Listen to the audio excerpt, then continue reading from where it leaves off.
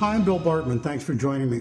I want to talk to you about advertising. I want to talk to you about how we can be more efficient in the way we advertise our businesses, because that's one of the places where I have watched business people from all over the country and literally all over the world spend money unnecessarily.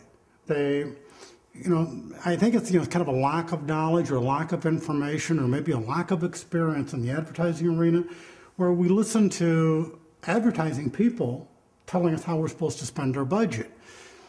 Boy, that's about the worst thing in the whole world we can do. And all due respect to advertising people, and I love them, but that's kind of like, the fox in the chicken coop.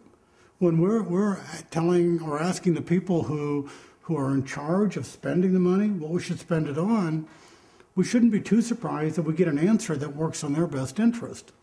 Now, I'm not suggesting they're bad or evil people. I am suggesting they're as human as you and I are.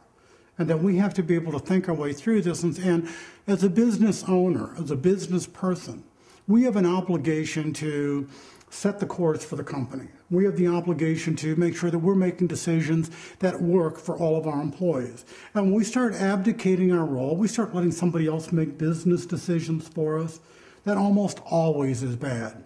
Well, advertising is a decision we have to make.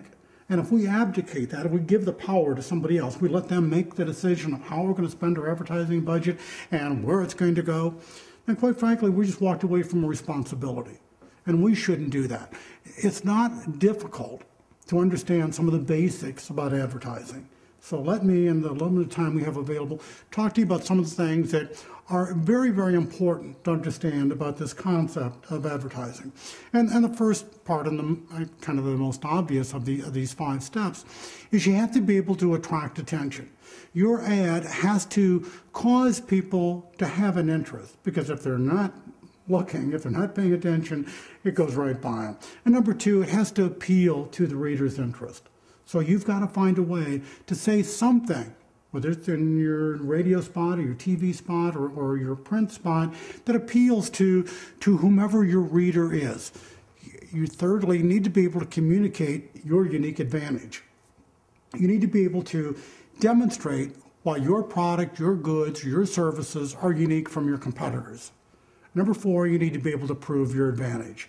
You need to be able to establish to the customer that you can do this job. Your goods, your services, your product is going to serve their need. It's going to take care of whatever it is that your product or goods or service is designed to do. And then last but not least, it has to motivate them to action. Because if you've done the first 4, if you've gotten their interest, you appealed to them, you proved your advantage, you showed how unique you were, but didn't tell them to do anything, didn't compel them to action, then what good did it do? They read your ad, but they didn't do anything. Well, we don't want them just to read our ad. We want them to read our ad and do something about that. So let me take you through each one of these 5 points, one at a time.